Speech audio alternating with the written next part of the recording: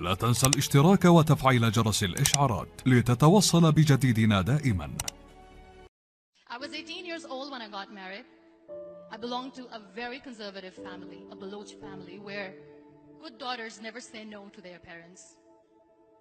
My father wanted me to get married, and all I said was, if that makes you happy, I'll say yes. And of course, it was never a happy marriage. Just about after 2 years of getting married, about 9 years ago, I met a car accident. Somehow my husband fell asleep and the car fell in the ditch. He managed to jump out, saved himself. I'm happy for him.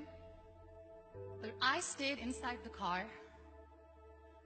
and I sustained a lot of injuries. The list is a bit long. Radius ulna of my right arm were fractured. The wrist was fractured. Shoulder bone and collarbone were fractured. My whole rib cage got fractured. But that injury that changed me and my life completely was the spine injury. Many people came to rescue. They gave me CPR. They dragged me out of the car. And while they were dragging me out, I got the complete transection of my spinal cord. Those 2.5 months in the hospital were dreadful. I was at the verge of despair. One day, doctor came to me and he said, well, I heard that you wanted to be an artist, but you ended up being a housewife. I have a bad news for you. You won't be able to paint again. Next day, doctor came to me and said, your spine injury is so bad, you won't be able to walk again. I took a deep breath and I said, it's all right. Next day, doctor came to me and said, because of your spine injury and the fixation that you have in your back, you won't be able to give birth to a child again. That day, I was devastated. I started to question my existence. Why am I even alive?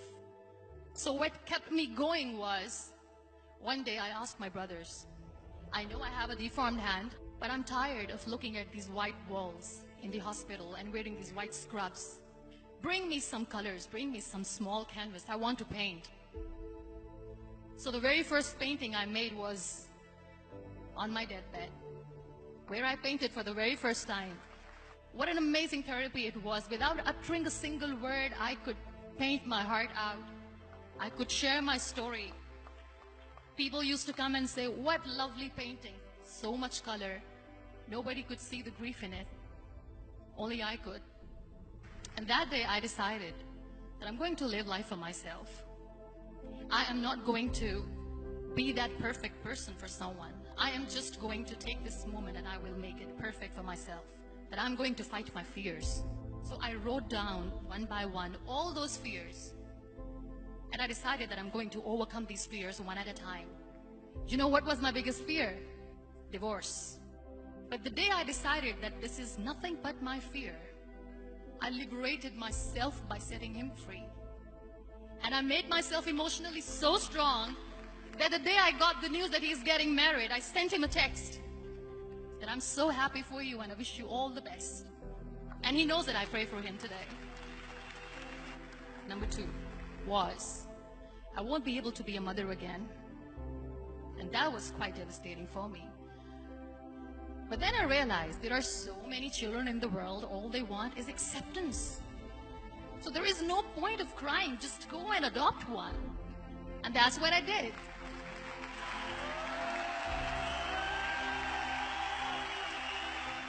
I gave my name in different organizations, different orphanages, and I waited patiently.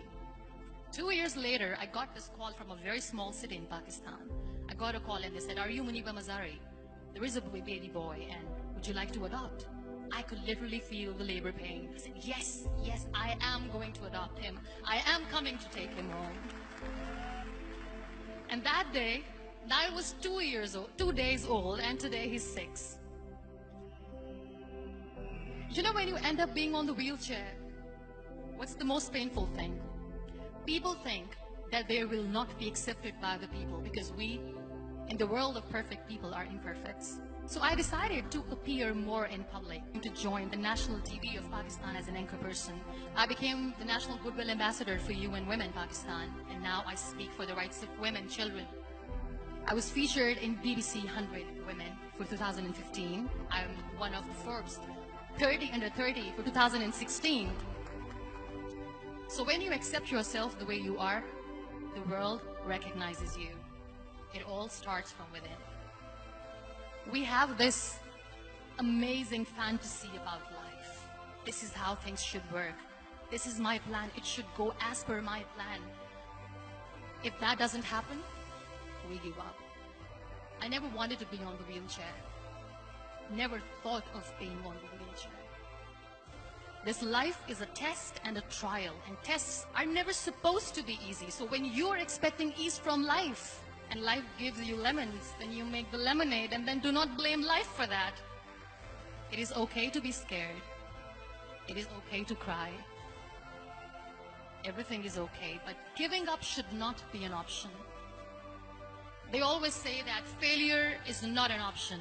Failure should be an option, because when you fail, you get up, and then you fail, and then you get up, and that keeps you going. Embrace each and every breath that you are taking. Celebrate your life. Live it. Don't die before your death. Real happiness lies in gratitude. So be grateful, be alive, and live every moment.